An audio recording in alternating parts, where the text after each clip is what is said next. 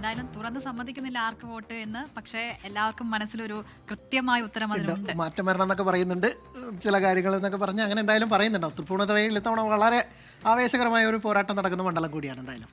ശരി, എന്തായാലും വോട്ടോത്സവം ഇവിടെ പൂർണ്ണമാവുകയാണ്. ഈ ദിവസത്തെ വാർത്തകൾ സമഗ്രമായി പരിശോധിക്കാം 1 PM ന്യൂസിൽ. അസിത സഹീറും പ്രജൻസി കണ്ണനും. നമസ്കാരം.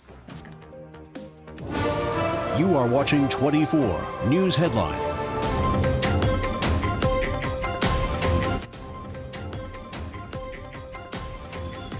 തെരഞ്ഞെടുപ്പ് പ്രചാരണം മുറുകുന്നതിനിടെ കോൺഗ്രസിൽ മുഖ്യമന്ത്രി ചർച്ച വീണ്ടും സജീവം. UDF അധികാരത്തിൽ വന്നാൽ രമേശ് ചെന്നിത്തല മുഖ്യമന്ത്രിയായേക്കുമെന്ന മുതിർന്ന നേതാവ് PJ കുര്യൻ. മെയ് 9 നമ്മൾ ജയിക്കും. നമ്മൾ ജയിച്ചാൽ ഞാൻ പറഞ്ഞല്ലോ, നമ്മുടെ മുഖ്യമന്ത്രി ചിലപ്പോൾ ഇവിടെ ഇരിക്കുന്ന രമേശായിരിക്കും. രമേശിന്റെ വലത്ത് ഹരീഷ് ബാബു ഇരിക്കുന്നത് പോലെ അസംബ്ലിയിൽ രമേശിന്റെ വലത്ത് ഹരീഷ് ബാബു എന്നായിരിക്കും. PJ കുര്യന്റെ പ്രസ്താവന രമേശ് ചെന്നിത്തലയെ വേദിയിലിരുത്തി ചർച്ച ഇപ്പോൾ വേണ്ടെന്ന് VD സതീശൻ. ഒരു ചർച്ചയും കോൺഗ്രസിലില്ല. അഖിലേന്ത്യാ കോൺഗ്രസ് കമ്മിറ്റിക്ക് ഒരു പ്രൊസീജിയർ ഉണ്ട്. ആ പ്രൊസീജിയർ അനുസരിച്ച് തെരഞ്ഞെടുപ്പ് കഴിയുമ്പോൾ തെലങ്കാനയിലും കർണാടകത്തിലും ചെയ്തതുപോലെ ഒരു മുഖ്യമന്ത്രിയെ തിരഞ്ഞെടുക്കുക. അതിന്റെ അപ്പുറത്തേക്ക് വരുന്നില്ല. ജനാധിപത്യ പാർട്ടിയിൽ വ്യത്യസ്ത അഭിപ്രായങ്ങൾ ഉണ്ടാകുമെന്ന് KC വേണുഗോപാൽ. ഒഴിഞ്ഞുമാറി രമേശ് ചെന്നിത്തല.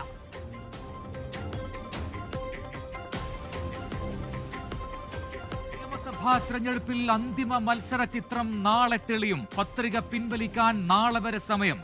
അനിശ്ചിതത്വങ്ങൾക്കൊടുവിൽ കുട്ടനാട് UDF സ്ഥാനാർത്ഥി റെജി ചെറിയാന്റെ പത്രിക സ്വീകരിച്ചു. മഞ്ചേശ്വരത്ത് സ്ഥാനാർത്ഥിയെ പിൻവലിക്കാൻ UDF ബന്ധപ്പെട്ടെന്ന് SDPI. കായംകുളത്ത് പ്രതിഭയെ അധിക്ഷേപിച്ച് UDF മണ്ഡലം കൺവീനർ. ഗുരുവായൂരിലെ വർഗീയ പരാമർശത്തിൽ B ഗോപാലകൃഷ്ണനുള്ള പിന്തുണ തിരുത്തി രാജീവ് ചന്ദ്രശേഖർ. പറയാൻ ഞങ്ങൾ സമ്മതിക്കില്ല. ഒരു ഇഫും ഇല്ല, ഒരു ബട്ടും ഇല്ല. ഞങ്ങൾ എല്ലാവരെയും ബഹുമാനിക്കും, എല്ലാ മതത്തിനെ ബഹുമാനിക്കും, എല്ലാ വിശ്വാസികളെയും ബഹുമാനിക്കും. അവരുടെ അവകാശങ്ങൾ ഞങ്ങൾ സംരക്ഷിക്കും. നേമത്ത് രാജീവ് ചന്ദ്രശേഖരന്റെ പത്രിക സ്വീകരിച്ചതിനെതിരെ UDFും LDFും കോടതിയിലേക്ക്.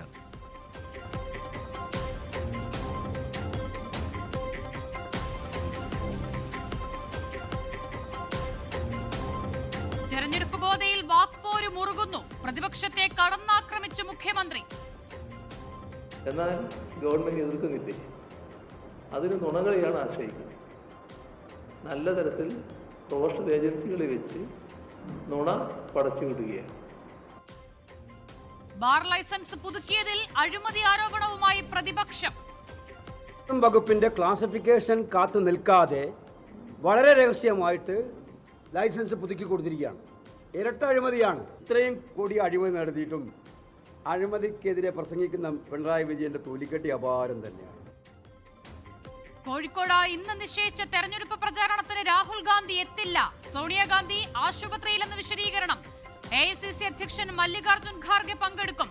NDAയ്ക്കായി പ്രധാനമന്ത്രി നരേന്ദ്രമോദി ഞായറാഴ്ച കേരളത്തിൽ. പശ്ചിമേഷ്യയിൽ അയവില്ലാതെ സംഘർഷം. ആക്രമണ പ്രത്യാക്രമണങ്ങളെ തുടർന്ന് ഇറാനും ഇസ്രയേലും. തെക്കൻ ലെബനോണിലെ ഇസ്രയേൽ ആക്രമണത്തിൽ 6 മരണം. ഗൾഫ് രാജ്യങ്ങളെ ലക്ഷ്യമിട്ട് ഇന്നും ഇറാന്റെ ഡ്രോൺ മിസൈൽ ആക്രമണങ്ങൾ. സമാധാന ചർച്ചകളിൽ ഇനിയും വ്യക്തതയില്ല. ആണവായുധം നിർമ്മിക്കില്ലെന്ന് ഇറാൻ ഉറപ്പു നൽകിയെന്ന് അമേരിക്കൻ പ്രസിഡന്റ്. 15 നിർദ്ദേശങ്ങൾ മുന്നോട്ട് വെച്ച് ഡൊണാൾഡ് ട്രംപ്. കരാറിലെത്തും വരെ ഹോർമുസിൽ നിയന്ത്രണം തുടരുമെന്ന് ഇറാൻ. ഇന്ധന പ്രതിസന്ധി ചർച്ച ചെയ്യാൻ സർക്കാർ വിളിച്ച സർവകക്ഷി യോഗം വൈകിട്ട്.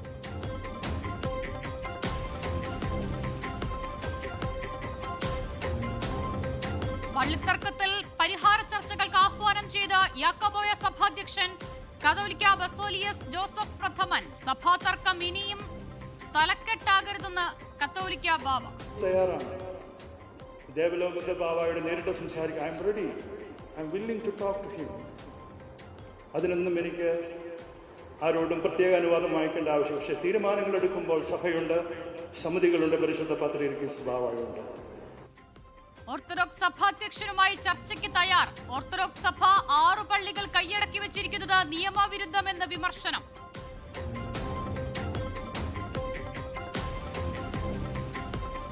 വീട് ജപ്തി ഭീഷണിയിൽ മുൻമന്ത്രി ഡോക്ടർ MK മുനീറിന് സഹായവുമായി മുസ്ലിം ലീഗ് നേതൃത്വം. നേതാക്കൾ വിളിച്ചെന്നും ആശ്വസിപ്പിച്ചെന്നും ഡോക്ടർ MK മുനീർ. എല്ലാ കാലത്തും തുണ പാർട്ടിയെന്നും പ്രതികരണം. അത് പറയാതിരുന്നതാണ്, കാരണം പാർട്ടിയെ ബുദ്ധിമുട്ടിക്കണ്ടെന്നുള്ള നിലയ്ക്ക്. പക്ഷേ ഇത് വാർത്തകളൊക്കെ വന്നു, അപ്പോൾ പിന്നെ പാർട്ടി അറിഞ്ഞു, പാർട്ടി ഇടപെട്ടു, സംസാരിച്ചിട്ടുണ്ട്. അത് ഞങ്ങൾ പരിഹരിച്ചോളാം എന്നുള്ള രീതിയിലാണ് എന്നോട് സംസാരിച്ചത്. MK മുനീറിനെ വീട്ടിലെത്തി സന്ദർശിച്ച് രമേശ് ചെന്നിത്തല.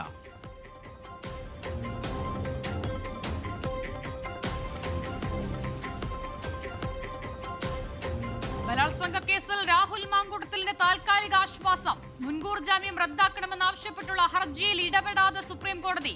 അതിജീവിതയ്ക്കെതിരായ ഹൈക്കോടതി പരാമർശം നീക്കം ചെയ്തു.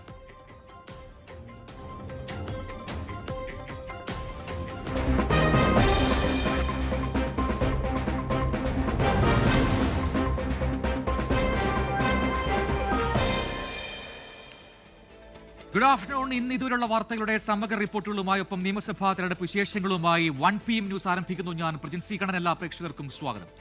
വിശദമായി പോകുന്നത് തെരഞ്ഞെടുപ്പ് വാർത്തകളിലേക്ക് തന്നെയാണ്. പ്രജിൻ, ആദ്യം തെരഞ്ഞെടുപ്പ് പ്രചാരണം ശക്തമായിരിക്കെ കോൺഗ്രസിൽ വീണ്ടും മുഖ്യമന്ത്രി ആര് എന്നുള്ള ചർച്ചകൾ സജീവമാകുകയാണ്. UDF അധികാരത്തിൽ വന്നാൽ രമേശ് ചെന്നിത്തല മുഖ്യമന്ത്രിയാകുമെന്ന് മുതിർന്ന കോൺഗ്രസ് നേതാവ് PJ കുര്യൻ പറഞ്ഞു. ജനാധിപത്യ പാർട്ടിയായതിനാൽ അഭിപ്രായങ്ങൾ ഉണ്ടാകുമെന്നായിരുന്നു KC വേണുഗോപാലിന്റെ മറുപടി. തെരഞ്ഞെടുപ്പ് ഫലത്തിന് ശേഷം മുഖ്യമന്ത്രിയെ തീരുമാനിക്കുമെന്ന് VD സതീശനും പ്രതികരിച്ചു. വിഷയത്തിൽ ചർച്ചയ്ക്കില്ല എന്നാണ് രമേശ് ചെന്നിത്തലയുടെ പ്രതികരണം. മുതിർന്ന നേതാവ് PJ കുര്യന്റെ അഭിപ്രായത്തിൽ വീണ്ടും മുഖ്യമന്ത്രി ചർച്ച സജീവമായിരിക്കുകയാണ്. തിരുവല്ലയിലെ തിരഞ്ഞെടുപ്പ് യോഗത്തിലാണ് രമേശ് ചെന്നിത്തല മുഖ്യമന്ത്രിയാകണമെന്ന് PJ കുര്യൻ അഭിപ്രായ പ്രകടനം നടത്തിയത്. രമേശും വേദിയിലുണ്ടായിരുന്നു. നമ്മൾ ജയിക്കും. നമ്മൾ ജയിച്ചാൽ ഞാൻ പറഞ്ഞല്ലോ, നമ്മുടെ മുഖ്യമന്ത്രി ചിലപ്പോൾ ഇവിടെ ഇരിക്കുന്ന രമേശായിരിക്കും. തിരഞ്ഞെടുപ്പ് പ്രചാരണം മുറുകിയ ഘട്ടത്തിൽ വിഷയം വഴിതിരിഞ്ഞു പോകുമെന്ന് തിരിച്ചറിഞ്ഞ നേതൃത്വം കരുതലോടെയാണ് പ്രതികരിച്ചത്. UDFന്റെ മുഖ്യമന്ത്രി സ്ഥാനാർത്ഥി എന്നുള്ള ഇപ്പോൾ ഒരു ചർച്ച ഉണ്ടായിരിക്കുകയാണ്. ചർച്ചകളൊക്കെ വന്നോട്ടെ, ഒരു കുഴപ്പമില്ല, അതിനൊന്നും സങ്കടപ്പെടണ്ട. ചർച്ച വഴിതിരിച്ചുവിടാനുള്ള സാധ്യത മുന്നിൽ കണ്ടായിരുന്നു പ്രതിപക്ഷ നേതാവിന്റെയും പ്രതികരണം. അഖിലേന്ത്യാ കോൺഗ്രസ് കമ്മിറ്റിക്ക് ഒരു പ്രൊസീജിയർ ഉണ്ട്. ആ പ്രൊസീജിയർ അനുസരിച്ച് തെരഞ്ഞെടുപ്പ് കഴിയുമ്പോൾ തെലങ്കാനയിലും കർണാടകത്തിലും ചെയ്തതുപോലെ ഒരു മുഖ്യമന്ത്രിയെ തിരഞ്ഞെടുക്കുക. അതിന്റെ അപ്പുറത്തേക്ക് വേറൊന്നുമില്ല. തന്റെ പേര് ഉയർത്തിക്കാട്ടിയുള്ള ചർച്ചയെ പരസ്യമായി പിന്തുണയ്ക്കാൻ രമേശ് ചെന്നിത്തലയും കൂട്ടാക്കിയില്ല. ഇതൊന്നും ഇപ്പം ചർച്ച ചെയ്യേണ്ട വിഷയമല്ല. ഇപ്പം നമ്മൾ ഗവൺമെന്റ് വരിക, കേരളത്തിലെ ജനങ്ങളുടെ ആഗ്രഹം ഒരു പുതിയ ഗവൺമെന്റ് വരിക എന്നുള്ളതാണ്. മുഖ്യമന്ത്രി ആരാകുമെന്നതിനെ ചൊല്ലി കോൺഗ്രസിൽ തർക്കമാണെന്നാണ് LDFന്റെ പ്രചാരണം. അത് ശരിവെക്കപ്പെടുന്ന തരത്തിലായിരുന്നു PJ കുര്യന്റെ അഭിപ്രായ പ്രകടനം. 24 തിരുവനന്തപുരം.